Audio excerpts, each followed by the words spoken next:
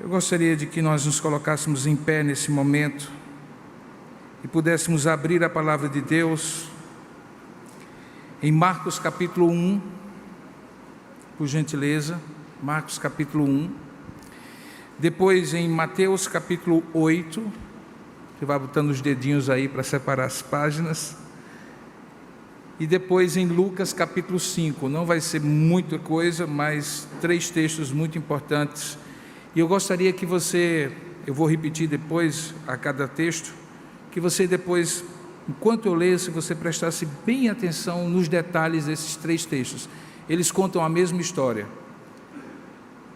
Diz assim Marcos capítulo 1, a partir do verso 40,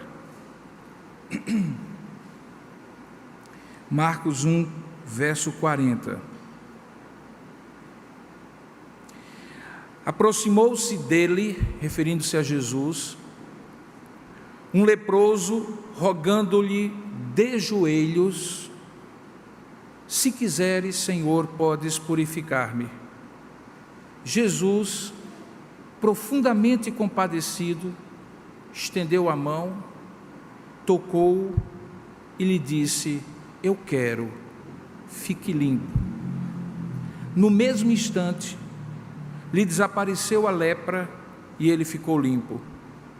Fazendo-lhe então veemente advertência, logo Jesus o despediu e lhe disse: olhe, não digas nada a ninguém, mas vai, mostre-te ao sacerdote e oferece pela tua purificação o que Moisés determinou, para servir de testemunho ao povo.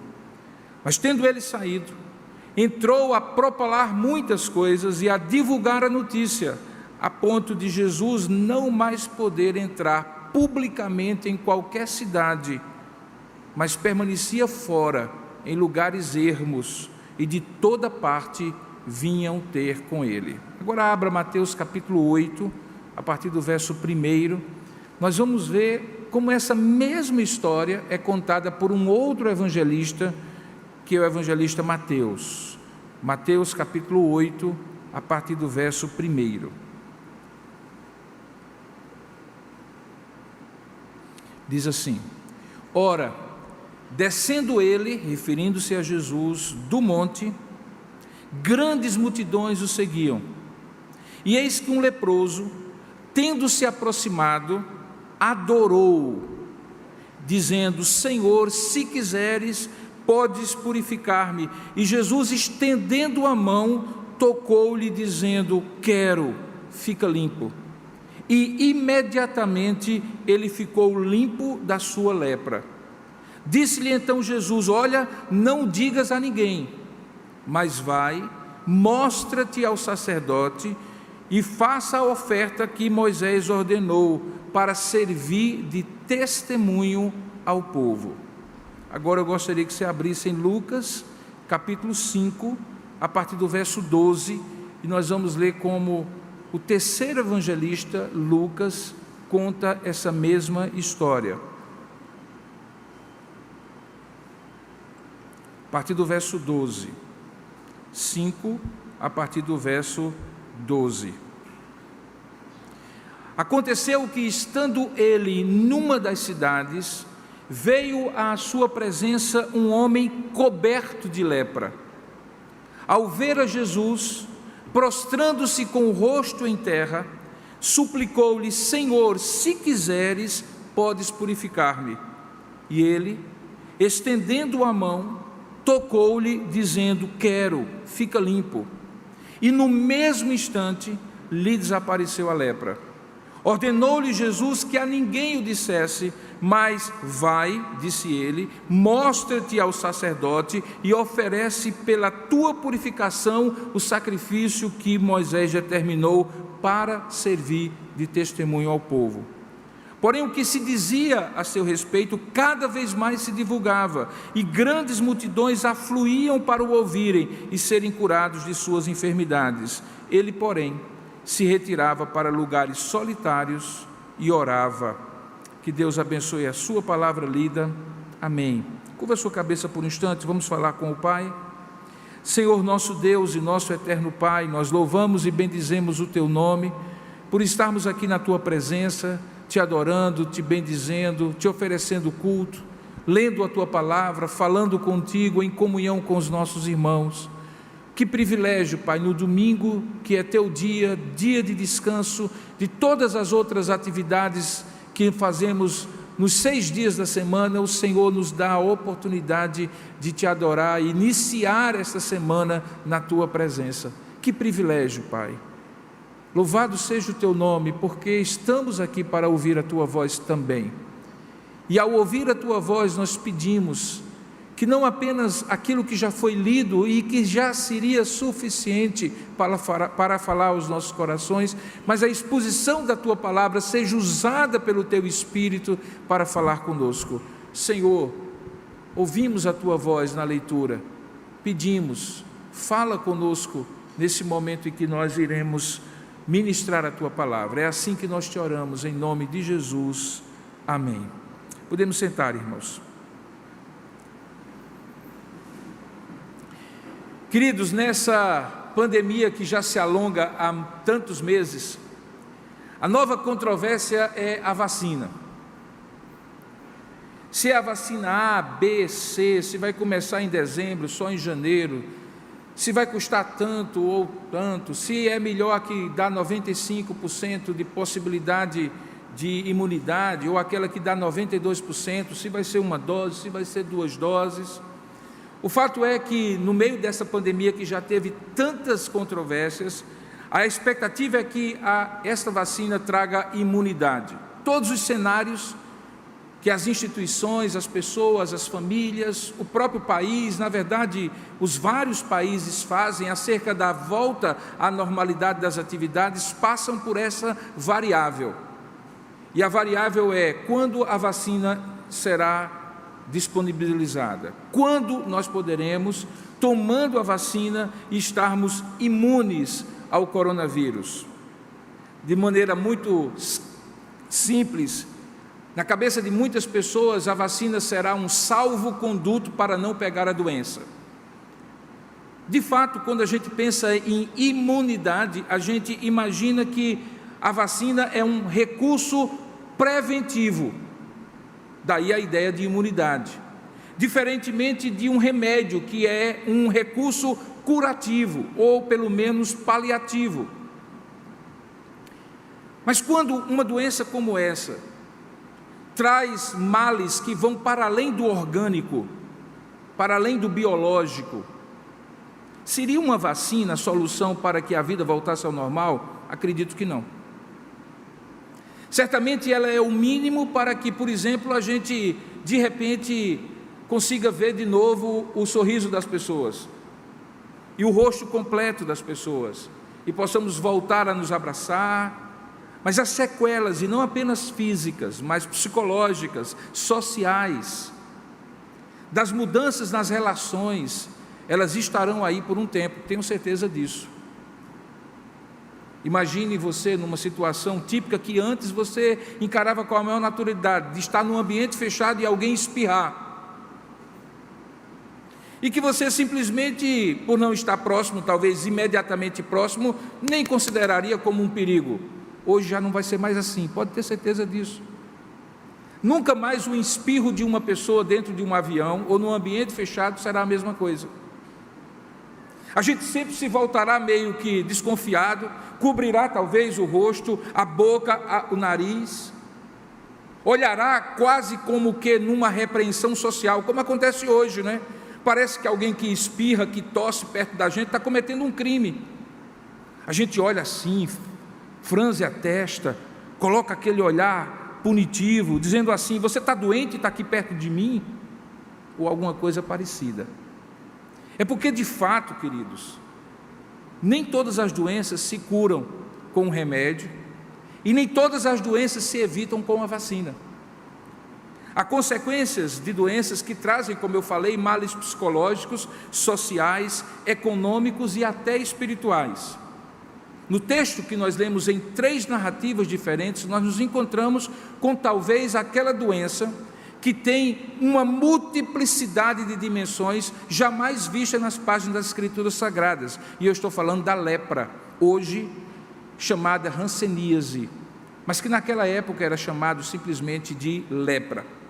A lepra é tratada no Antigo Testamento, como a mais devastadora doença, por ter justamente essa multidimensionalidade. Eu me lembro que quando eu era criança, lá em Barbacena, lá em Campina Grande, as pessoas de mais idade, quando queriam falar sobre câncer, havia todo um cuidado de proferir as palavras. Algumas diziam assim, aquela doença, ou então CA. Eu me recordo de minha avó, minhas tias mais velhas dizendo assim, não, ele morreu de CA,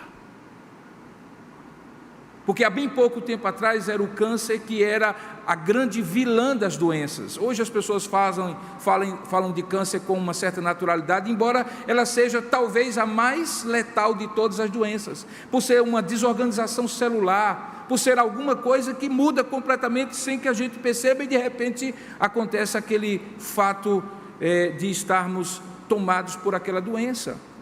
Assim era a lepra no Antigo Testamento, mas com um aspecto pior, é que por ser uma doença visível, havia como consequência dela a segregação social. Um leproso vivia fora da cidade, e pela lei de Moisés ele tinha que dizer, quando alguém se aproximasse, sou leproso. Você imagina o que é você viver no seu dia a dia, sem poder abraçar, sem poder tocar a pessoa, porque quando se fala de lepra no Antigo Testamento, nós não estamos falando apenas daquela lepra como se conhece hoje, mas de uma série de doenças, dentre as quais algumas que eram contagiosas. Tanto é que no capítulo 13 e 14 de Levítico, existe toda uma normativa para distinguir tipo de lepras diferentes, que eram afecções realmente cutâneas, diferentes, algumas das quais eram de fato, não a lepra como se conhece hoje, contagiosas. Então alguém tinha que gritar, eu sou leproso. Não podia abraçar, não podia beijar, não podia conviver, não podia se alimentar, todos os utensílios eram separados, as roupas cobriam todo o corpo, porque parte dessas doenças causava deformações, perdas das falanges, das cartilagens do nariz, da boca. Era um quadro terrível, dantesco mesmo.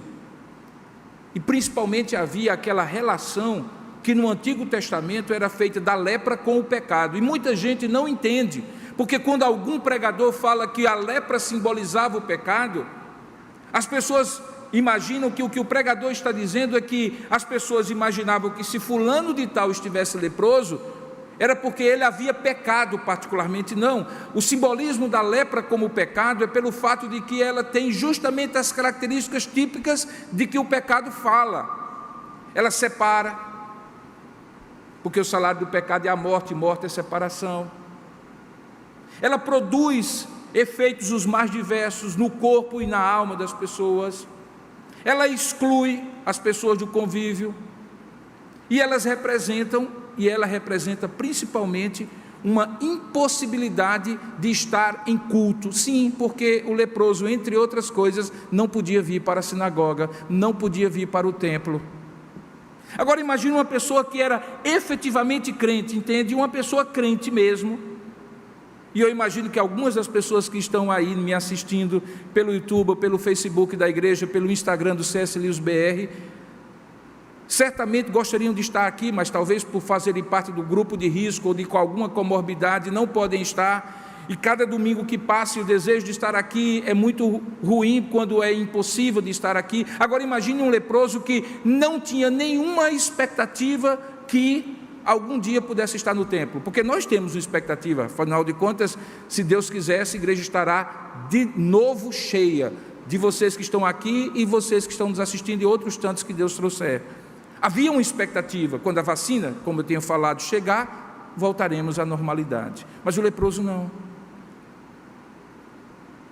O leproso era alguém que, uma vez diagnosticado pelo sacerdote, que não era apenas o sacerdote para as coisas religiosas, mas também para cuidar da vida sanitária do povo. O sacerdote daquela época era quem diagnosticava as doenças e dizia quais eram quais delas eram contagiosas e quais delas não eram.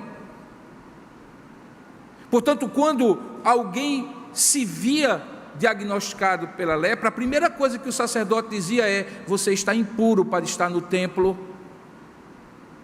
E como todos nós que somos cristãos sabemos, como todos nós que cremos em Deus sabemos, a fé é algo que a gente pode nutrir individualmente, na intimidade, no recôndito da nossa alma, mas ela é também nutrida na comunhão.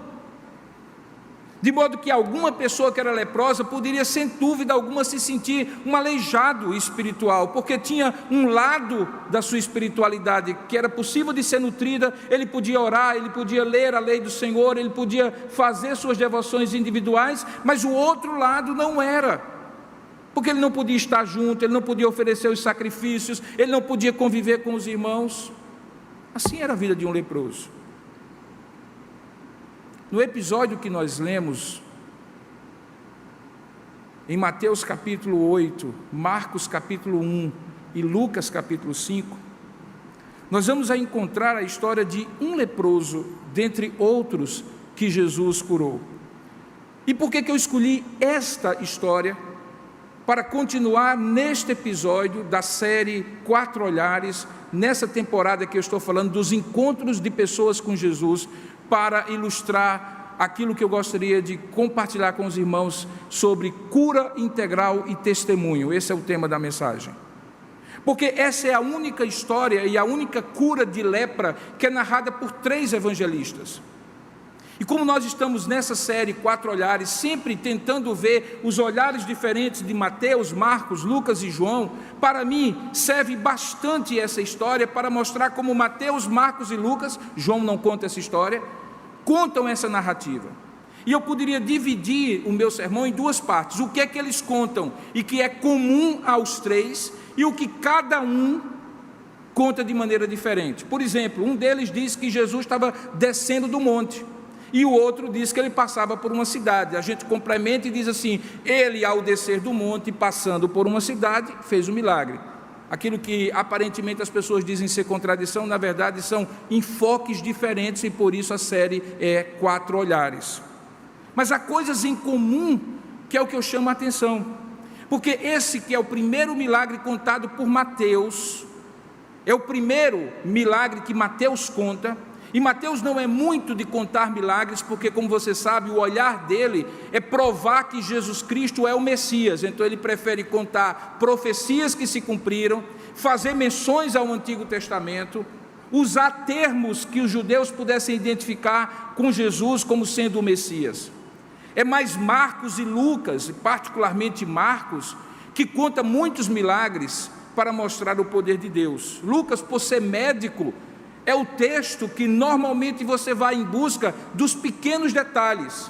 Por exemplo, é Lucas que nesse texto diz que aquele homem estava coberto de lepra. Quando ele conta, por exemplo, a história da cura da sogra de Pedro, diz que aquela mulher ardia em febre. Os outros dizem apenas que ela estava febril. Mateus e Marcos nesse texto diz apenas que o homem era leproso. Mas Lucas, por ser médico, dizia que o estado dele era um estado avançado de lepra, ele estava coberto de lepra.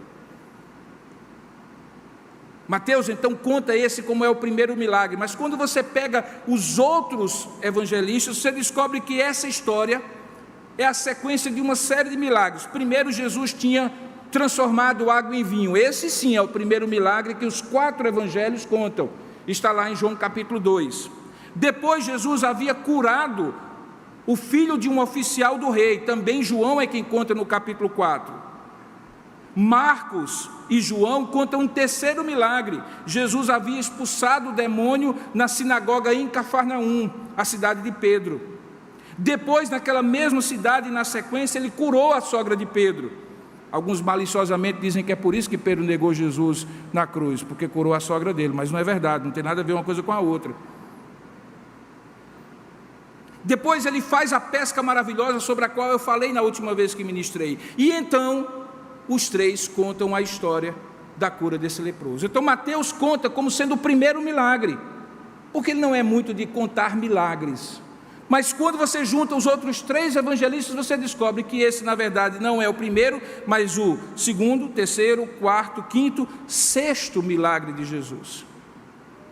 E por que esse milagre é importante? E por que 3 dos evangelistas contam esse milagre? Como eu falei, primeiramente pela representação simbólica do que era a lepra.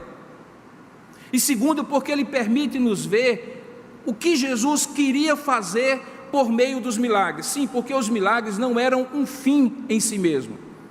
Diferentemente dos curandeiros de todas as épocas, que atraem a atenção das pessoas prometendo cura física, como se a cura física fosse aquilo mais importante, e por isso a igreja que promete cura física, marca horário, diz o nome de um culto especial, tende a atrair pessoas que são muitas vezes levadas pelo mal imediato, que querem se livrar dele. Diferentemente desse tipo de postura, Jesus nunca curou, operou um milagre, um sinal ou um prodígio que não tivesse um objetivo, em que esse milagre, sinal e prodígio fosse como uma placa de trânsito, dizendo assim: é por aí que você vai para me encontrar, e é por aí que você vai para ser e entrar no reino de Deus. Milagre não era um fim em si mesmo, era um meio para conhecer Jesus de maneira mais profunda, conhecer os valores do reino e ser transformado por ele. Esse milagre, portanto, simboliza alguma coisa. O que ele simbolizaria? Certamente esse milagre é sinal da chegada do reino de Deus. E por que isso?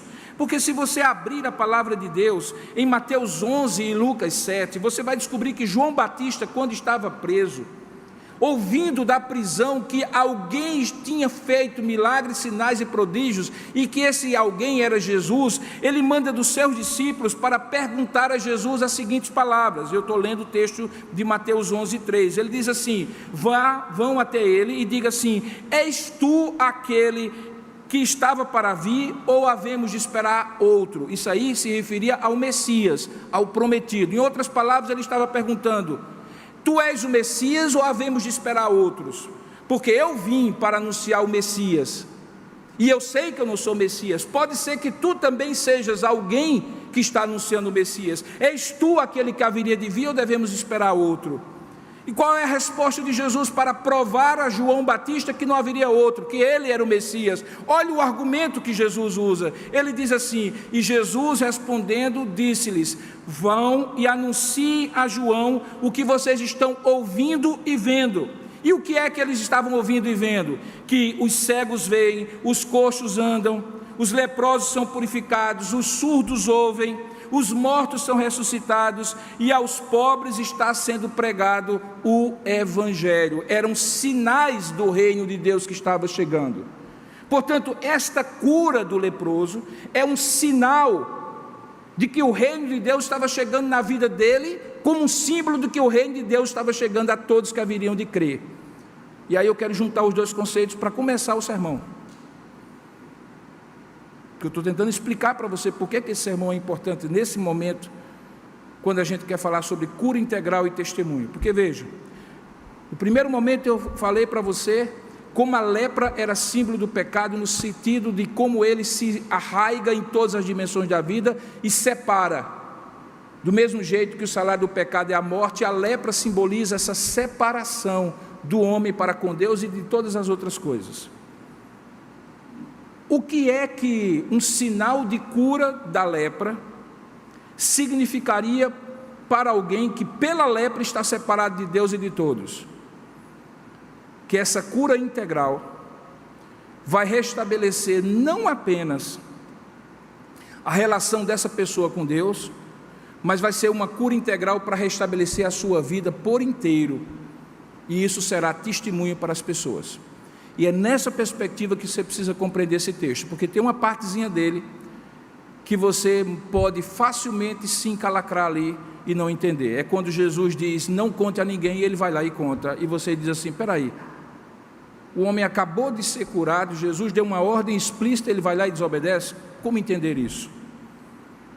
Bom, vamos voltar ao texto, porque a gente agora vai começar. Dê uma olhadinha, como eu falei para você, que essa cura integral de Jesus, e qual é o significado desse testemunho que ele dá, precisa ser compreendida à luz de algumas expressões que estão no texto. A primeira delas, a atitude daquele homem diante de Jesus. Veja, em Marcos capítulo 1, verso 40, diz que Jesus aproximou-se, ou melhor, o leproso aproximou-se de Jesus, o que já era uma situação difícil de acontecer, porque, como eu falei, a lei dizia que ele deveria avisar a pessoa que era leprosa, para não criar a proximidade social. E aí diz o texto que ele roga a Jesus, olha a expressão aí, a expressão adverbial de modo, de joelhos. O texto de Mateus traduz isso aí no versículo 2, Mateus 8, verso 2, de uma outra forma, diz assim: e eis que um leproso, tendo se aproximado, adorou. E aí a gente junta, Marcos diz que ele estava de joelhos, Mateus diz que ele o adorou. E aí quando a gente vai em Lucas, a gente descobre que Lucas diz assim: aconteceu que estando ele numa das cidades, veio à sua presença um homem coberto de lepra, e ao ver a Jesus, prostrando-se com o rosto em terra. E aí você junta as três coisas, ele estava de joelhos, mas não aquele joelho que a gente fica empinadozinho, como a gente aprendia desde criança com as mãozinhas postas, mas eram joelhos prostrados, com a cara no chão, completamente vulnerável àquele diante de quem ele estava rogando a cura. E isso era um ato de adoração, de prostração. Às vezes a gente hoje, os dias de hoje, a gente imagina a adoração muito com mãos levantadas. E eu não estou corrigindo ninguém quando levanta as mãos e adora. Algumas vezes eu me sinto vontade de fazer isso. Mas quando você pensa em termos de adoração no Antigo Testamento, ela tem uma ideia, se você pensa numa coreografia, de prostração. E o que é que uma pessoa prostrada diante da outra está simbolizando? Que a outra é superior e ela é inferior. Que a outra é digna de adoração, de respeito e reverência, por isso nem os olhos ela levanta para fitá-la, mas ela se coloca diante dela, prostrada, reconhecendo a superioridade, a reverência que precisa ser oferecida. Significa que ela está no nível mais baixo. Toda adoração implica em humildade, em auto-humilhação. Ninguém admira, respeita ou adora alguém se acha superior a essa pessoa. Todos nós somos levados a reconhecer a nossa finitude, a nossa limitação, que do pó viemos e ao pó tornaremos. Que símbolo mais bonito que não fosse o de prostrar-se com a boca no pó. E quando você junta esses três conceitos, então você compreende que aquele homem reconhecia de maneira completa e absoluta que ele estava diante de Deus, porque nenhum judeu, nem mesmo um leproso, adoraria outro senão o Senhor, e que ele reconhecia em Jesus o poder para resolver a sua grande questão, que era a lepra. E aqui eu já tiro a primeira grande lição, é que se eu quiser compreender a cura integral que Jesus quer me oferecer, eu preciso entender que a primeira coisa que eu preciso reconhecer é a superioridade, a adoração que eu preciso dar diante desse Deus Todo-Poderoso e Altíssimo. Às vezes eu vejo, queridos, e vocês também, pessoas que estão dispostas a fazer absolutamente tudo em busca de uma cura. Pense nas peregrinações, nas procissões. Pense nos pagamentos em dinheiro, nos sacrifícios pessoais que as pessoas fazem, nas ladeiras dos altos que as pessoas sobem, às vezes de joelho. Pense no valor que certos mercadejantes da fé cobram para curar as pessoas. Tudo isso simboliza no imaginário popular que a cura não é alguma coisa que eu recebo porque tenho direito, eu tenho que fazer por onde, eu tenho que pagar. Mas aqui a única coisa que existe entre aquele que está precisando da cura e o único Deus que cura é uma atitude de adoração e de reconhecimento da sua superioridade, do seu poder completo, da sua soberania. E isso é simbolizado num homem que se prostra com o rosto em terra e adora ao Senhor. Caminhando um pouquinho mais, perceba que isso fica muito claro no foco das suas palavras para Jesus. Veja, em Marcos diz o texto: se quiseres, podes purificar-me. Qual é o foco dessa palavra? Que ele pode purificá-lo, mas se ele quiser. Concorda comigo? Sim, Mateus também diz isso. Mateus diz que depois de adorá-lo, ele diz Senhor, e aí Mateus acrescenta o termo Senhor, para reforçar o fato de que ele estava adorando por reconhecer que que o Senhor Jesus era Deus. Ele diz Senhor, se quiseres, eu estou falando de Mateus 8:2, Senhor, se quiseres, podes purificar-me. Isso aqui é um elemento completo, comum aos três. Todos os três dizem que Deus, aquele homem, podia reconhecer em Jesus o poder de Deus para curá-lo, contanto que fosse segundo a sua vontade. Em Lucas, capítulo 5, ele novamente diz, Senhor, se quiseres, podes purificar-me. A expressão é a mesma, e ela representa o poder de Deus reconhecido por aquele homem, desde que seja segundo a vontade do Senhor. E aqui nós abstraímos a segunda lição. É que porque cura é um sinal, porque um milagre é um sinal, porque um sinal, um prodígio é um sinal, Deus curar, fazer um milagre, operar uma maravilha, não está na esfera dele poder ou não poder. Às vezes a gente ora esse Senhor, que tu possas. Na verdade Deus pode. Não está na esfera de Deus poder fazer, está na esfera de Deus querer fazer. Por isso que ele nos ensina que nós devemos sempre orar e dizendo assim, mas não se faça minha vontade, mas a tua vontade, porque teu é o reino, teu é o poder e tu é a glória. Aquele homem reconhecia que o que estava separando-o da cura não era o poder de Deus, porque ele adorou e reconheceu que Jesus podia curá-lo, mas que talvez Jesus não queria curá-lo. Por isso ele disse, Senhor, se quiseres. E quando é que Jesus pode e quer? Quando aquilo que ele vai fazer glorificará o seu nome e apontará para as pessoas o reino dele. E em alguns momentos isso não é o que a pessoa mais precisa.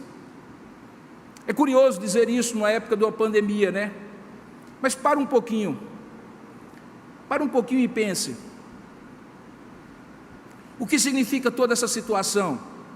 Se não um chamado divino para que as pessoas possam compreender a dependência que elas têm de algo que elas não controlam. Que elas deveriam estar dizendo assim, Senhor, e não a vacina. E com isso eu não sou negacionista, é claro que precisará de uma vacina, assim como eu tomo um remédio, assim como eu vou a um médico. Mas é que em última instância não será a vacina, nem será um remédio que resolverá isso. Mas Deus, porque se tu quiseres, poderás nos curar, poderás nos purificar. Mas se, e pelo tempo que for necessário, eu ainda não estiver pronto para compreender a lição e o sinal que essa pandemia traz, ela continuará aí, meus irmãos.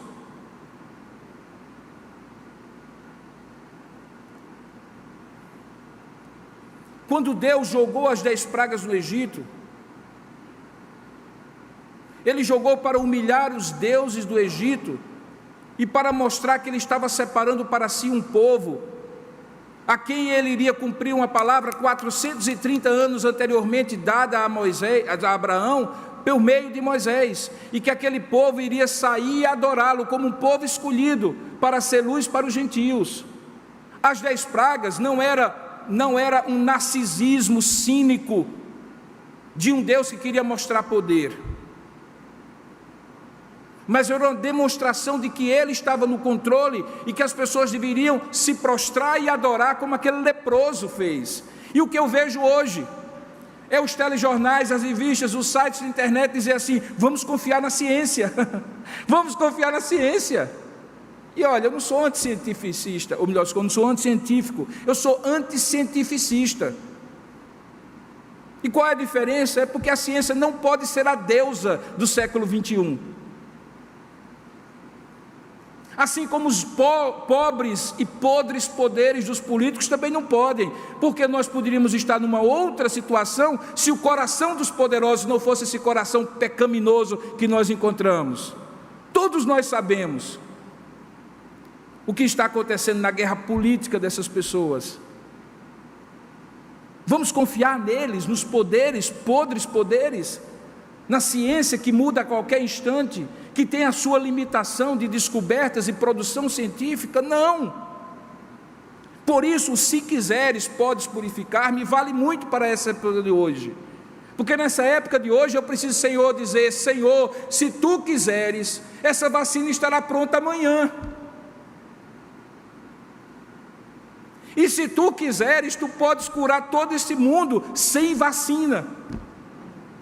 E se tu quiseres, Senhor, tu podes fazer com que essa situação se perpetue muito tempo, para que quem for do Senhor fique claramente definido, e quem não for, se perca no caminho, porque várias vezes foi este o método que Deus fez. Ou você acha que eles que tinham somente 3 dias de distância do Egito para a terra prometida, precisaram ficar 40 anos no deserto? Por quê? Para quê? Se não foi para aprenderem a ser povo de Deus? Ou Deus não tinha poder, depois de ter aberto o mar vermelho, de levá-los diretamente para a terra prometida, 3 dias, pelo caminho dos mares, que havia uma estrada inclusive que passava diretamente para a terra prometida? Por que Deus fez diferente? Porque se quiseres, podes purificar-me. Mas é possível que por um propósito maior, para cumprir uma vontade maior, para sinalizar o reino de Deus, para produzir dependência, adoração e crença, Ele mesmo podendo não queira. E Ele será um Deus sádico, cínico, narcisista? Não. Ele simplesmente está esperando que se prostrem e adorem, como aquele leproso se prostrou e adorou. Observe no segundo aspecto que, quando Jesus ouve aquele apelo, tão teologicamente, o que eu acho interessante é que esse homem não ia para o templo, não podia, ele não era leproso, ele era leproso, não podia ir para o templo. Ele não estava em nenhuma classe de escola bíblica dominical na época, ele não tinha nenhum mestre da lei para ensiná-lo, porque ninguém podia se aproximar dele.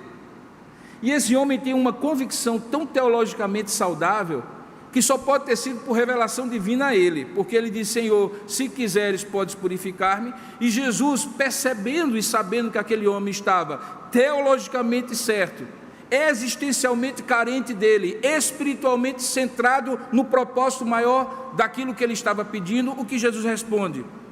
Diz o texto que ele, e aí olha o detalhe, estendendo a mão, tocou-lhe. Peraí, não pode.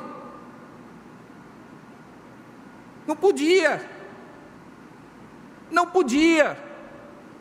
Se Jesus tocasse aquele homem, ele não podia entrar na sinagoga, no templo, e ele era aquele que estava sempre manifestando os valores do reino, inclusive no templo. Ele era chamado de Rabi, que significa mestre. Tinha os seus discípulos e ensinava a lei do Senhor. Portanto, nesta hora nós aprendemos uma terceira lição. É que aquela lei cerimonial, sanitária, o Antigo Testamento tem leis que são eternas, as chamadas leis morais que revelam o caráter de Deus, os 10 mandamentos, por exemplo, que não mudam de jeito nenhum, no Antigo e na Nova Aliança.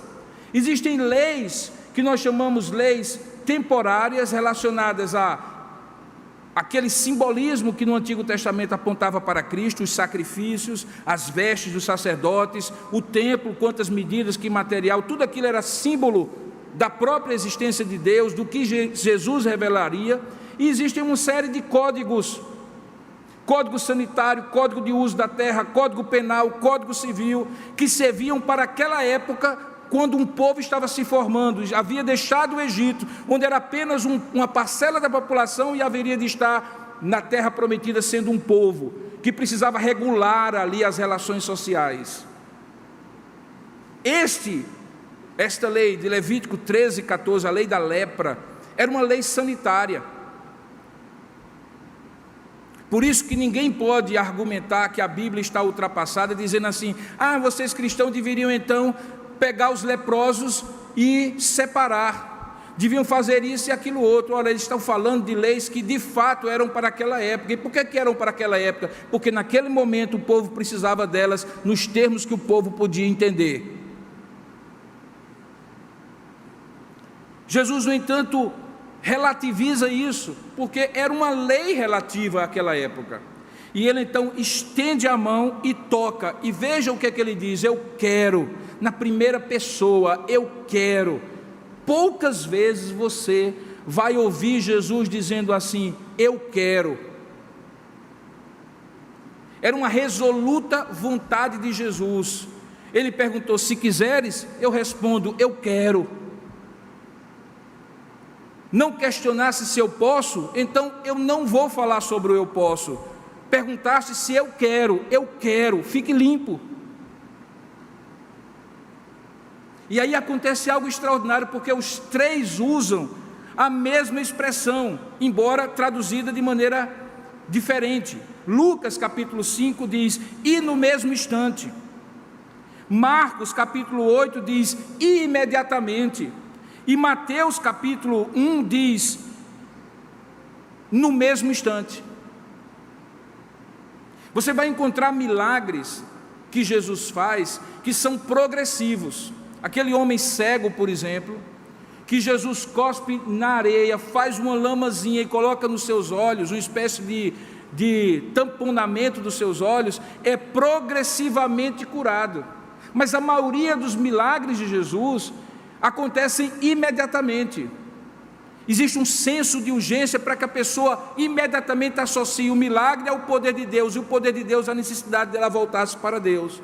Por isso que os milagres acontecem na maioria das vezes de maneira imediata, segundo Jesus faz. E diz o texto então que ao dizer quero ficar limpo e tocá-lo, naquele mesmo instante desapareceu a lepra e ficou limpo. Irmãos, não me pergunte o visual, se foi secando, como às vezes os recursos de cinema tentam retratar, se de repente sumiu, eu não sei, mas o texto diz que imediatamente lhe desapareceu a lepra. E o que me chama a atenção é que quando Jesus faz isso, ele faz movido não apenas porque, ok, você disse a resposta certa, ok, você se aproximou da maneira correta, ok, sua abordagem, não, diz o texto em Marcos capítulo 1, que ele estava profundamente compadecido. E aqui eu estou chegando à última parte do meu sermão. Por que é que Jesus estava profundamente compadecido? Porque ele via aquele homem na sua integral necessidade. Não era apenas uma saúde que ele estava restabelecendo, eram relações sociais, a possibilidade daquele homem voltar a adorar no templo, aquela possibilidade do homem voltar a ter família, conviver numa cidade. E do mesmo jeito que a gente hoje se compadece quando vê pessoas completamente isoladas, dá pena. Alguém já me disse que a pior tragédia dessa enfermidade é que você pode ver um parente seu, ou você ser a pessoa que sai de casa porque precisa ser internado e nunca mais vai ser visto, e nunca mais vai ver, porque não haverá mais contato a partir daí. E é por isso que eu acho que muita gente não está entendendo qual é o simbolismo dessa Covid. É que isso é fato, irmãos, mesmo sem Covid. Eu posso sair de manhãzinha cedo e nunca mais voltar. Eu posso dar o último beijo à minha esposa, o último abraço para os meus filhos, em qualquer momento da minha vida e nunca mais voltar. Mas até então eu tinha a ilusão de que eu estaria voltando sempre, que sempre tem uma outra oportunidade, sempre tem um reencontro. E essa enfermidade está dizendo, aproveite, aproveite, porque pode ser a última vez. Foque no que é importante. Não deixe para depois, porque talvez o depois não vai acontecer. E tudo isso constrangeu profundamente o coração de Jesus. Diz o texto que ele estava profundamente compadecido. A sua alma se entristecia ao ver a miséria daquele homem. Miséria física, social, espiritual. Aquele homem não podia trabalhar, ele vivia de esmolas provavelmente, de favores dos outros. Porque ninguém daria um trabalho a um leproso, porque tudo que ele tocasse haveria o estigma que poderia transmitir para o outro. Isso não é de dar pena? Claro que é. E Jesus então, diz o texto de Marcos capítulo 1, estava profundamente compadecido. Marcos é o único que diz isso, tentando ver o coração de Jesus. E a partir dali o que acontece é que aquele homem tem a sua lepra completamente curada. E aí vem a última parte, que é a que causa mais estranheza nas pessoas quando leem. Diz o texto em Lucas que Jesus ordenou-lhe que a ninguém dissesse, mas deu uma ordem, deu uma negativa: não conte a ninguém. Depois deu uma ordem positiva: vai, mostra-te ao sacerdote, oferece pela tua purificação o sacrifício que Moisés determinou. E aí ele diz a razão que é repetida pelos três: para servir de testemunho ao povo. O que é que Jesus estava querendo dizer a isso? Ele não estava proibindo a publicidade. Ele estava enfatizando o atestado que o sacerdote tinha que dar, que o seu milagre tinha de fato acontecido. Eu me lembro que houve uma época aqui em João Pessoa que começaram a aparecer uns dentes de ouro, segundo as pessoas falavam, na boca do povo. Isso foi no Brasil todo. E as pessoas se dividiam: crê ou não crê. E eu costumava dizer assim: rapaz, eu creio que eu posso ficar todo de ouro, imagina um dente meu. Agora tem o seguinte: tem um povo que se chama dentista. Eles normalmente sabem o que é ouro, o que é amálgama e o que é qualquer outra substância que pode ter uma mudança de cor, de coloração na boca. Então vamos fazer o seguinte: cada pessoa na igreja presbiteriana onde eu pastoreava, que aparecer com a boca com algum dente de ouro, não tem problema, a gente vai dizer que é milagre a partir do momento que o sacerdote, no caso o dentista, atestar que é ouro. Pronto. Ah, pastor, mas o senhor está sendo incrédulo? Não, meu irmão. Incrédulo não, eu não estou sendo, é falsamente incrédulo. E o que é o falsamente incrédulo? É aquilo que acredita em tudo, sem ter algum tipo mínimo de comprovação. O que aconteceu basicamente é que quem tinha convicção foi, e voltou eventualmente frustrado na sua convicção, mas crendo que Deus não faz as coisas dessa maneira mística como alguns queriam fazer. Mas teve alguns que achavam que isso era descrédito. Eu me submeter a um dentista para dizer se Deus colocou ouro ou não na minha boca? Bom, aqui nós temos um bom exemplo. Jesus submeteu um milagre dele a um atestado de um sacerdote que era inferior a ele. Para quê, irmãos? Para que amanhã, se alguém dissesse, como se diz hoje aos milagres da televisão, que é tudo fake, combinado, que não é verdade, tivesse um atestado para dizer: não, é verdade sim, cumpriu-se a lei sim. E a lei dizia que o sacerdote que diagnosticava era o único que também liberava, e uma vez liberado, aí sim podia ser publicidade, podia ser divulgado. Jesus, portanto, não estava proibindo a publicidade, ele estava dizendo assim: que seja publicado desde que toda a lei seja cumprida e fique atestado para testemunho ao povo que o milagre de fato aconteceu, para que ninguém depois olhe e diga assim: é mais um milagreiro e não o Messias, é mais um embusteiro e não o que estava para vir. Portanto, esse milagre precisa passar pelo teste do sacerdote para caracterizar que ali estava o Messias prometido, e ele era o único Deus Todo-Poderoso que poderia curar, de fato e de verdade. O que acontece, porém, é que não se sabe se pela emoção do milagre ou pela imaturidade espiritual, Marcos diz que, tendo ele saído, entrou a propalar muitas coisas e a divulgar a notícia, a ponto de não mais poder Jesus entrar publicamente em qualquer cidade. E aí acontece uma ironia que só Marcos registra. Eu não disse a vocês que quando uma pessoa era leprosa, ficava do lado de fora da cidade? A situação se inverteu. Quem que ficou agora tendo que ficar do lado de fora da cidade porque não podia entrar, porque causava tumulto e ajuntamento social? Jesus. Olha o texto que diz: ele permanecia fora em lugares ermos, e de toda parte vinham ter com ele, porque ele não podia mais entrar publicamente em qualquer cidade. E aqui alguns comentaristas veem um simbolismo daquilo que a gente chama de sacrifício vicário de Jesus, ou substitutório, que é quando ele assume o papel do pecador. O leproso estava fora e veio para dentro. Jesus, que estava dentro, teve que sair, desculpa a redundância, para fora. Eu, que era pecador, me tornei santo em Cristo, e o Cristo, que era santo, recebeu sobre si o pecado que era meu. Portanto, nessa história, claramente existe um papel de Jesus como o vigário, como o vicário. O vicário significa o substituto. Por isso que nenhum sacerdote deveria ser chamado de vigário de Cristo, porque o único vigário de Cristo é o próprio Espírito Santo, o outro Consolador. Aqui ele é o vigário, porque ele toma o lugar daquele leproso. O leproso que estava excluído passa a ser a exclusão dele. E o leproso que antes era excluído e passa a ser incluído. Para que isso aconteça, Jesus sai de dentro da cidade para que ele possa voltar ao convívio social. E tudo isso para testemunho diante do povo. Esse encontro é maravilhoso. Existe um parecido com esse, que eu vou pregar à noite, eu lhe convido para assistir. É quando Jesus se encontra com uma mulher que estava enfermo há pelo menos 3 décadas. É uma outra história. É o sermão que complementa esse, que se encontra em Mateus 9, Marcos 5 e Lucas 8. É também um dos poucos milagres que 3 evangelistas contam.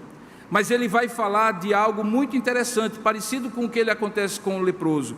É que a cura integral de Jesus quebra certos paradigmas, reinsere a pessoa na sociedade e, principalmente, revela o reino de Deus. O meu desejo, queridos, é que, com as devidas proporções e diferenças,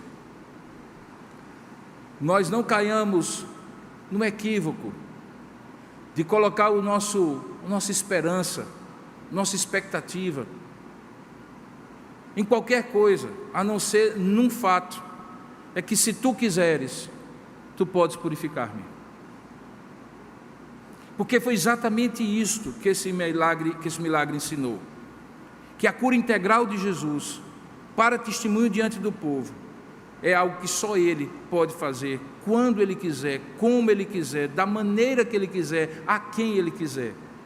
E se isso pode parecer uma insensibilidade dele, lembre-se, Ele estava profundamente compadecido nessa circunstância, do mesmo jeito que Ele está profundamente compadecido dos dias de hoje, onde muitos estão doentes mais da alma do que do corpo, e a lepra que consome o seu interior e que os separa das pessoas é o medo, e não necessariamente a pele estragada.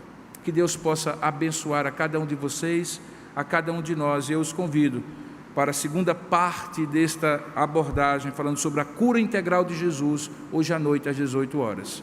Eu convido você a curvar a sua cabeça, fechar os seus olhos e juntos falarmos com Deus. Eu não sei o que Deus falou com você em meio à mensagem, ou por meio da mensagem, mas eu sei que seja o que for, Deus é poderoso para fazer, bastando o que Ele queira. E a minha parte é prostrar-me, de rosto em terra, suplicar, confiar e obedecer, atestando diante de todos e todos os homens o que Deus tem feito na minha vida. Vamos orar juntos nesse sentido, e Deus sabe como aplicar essa palavra a cada um de nós. Ó Deus amado e querido Pai, escuta nesse momento a nossa oração, escuta aquilo que nós respondemos a Ti diante da exposição da Tua palavra. A semelhança daquele homem, Pai, milhões de pessoas hoje, inclusive nós, diante dessa grande pandemia, nunca antes vista na nossa geração, só temos a Ti para dizer: Senhor, se Tu quiseres, Tu podes nos purificar, Tu podes nos curar. Os nossos olhos não estão voltados nem para a ciência, nem para os poderosos. Tu podes usá-los, ou não, mas os nossos olhos se voltam para Ti, e com o semblante prostrado diante de Ti, nós Te adoramos e reconhecemos o Teu poder infinito, a Tua glória e a Tua vontade acima de todas as coisas. Compadece-nos de nós, ó Pai, compadece de cada pessoa, mas basicamente também diante daquilo que o Senhor haverá de fazer e que nós, pela fé, já Te agradecemos. Nos ajuda a testemunhar, indicando a Ti como o Senhor, o provedor, o libertador, aquele que sai para nos fazer entrar, e que assim o milagre em si não seja a cura, o milagre em si seja o sinal que essa cura manifesta, o sinal de que Tu és Deus e que o reino do Senhor está entre nós. Nós oramos assim em nome de Jesus. Amém, Pai.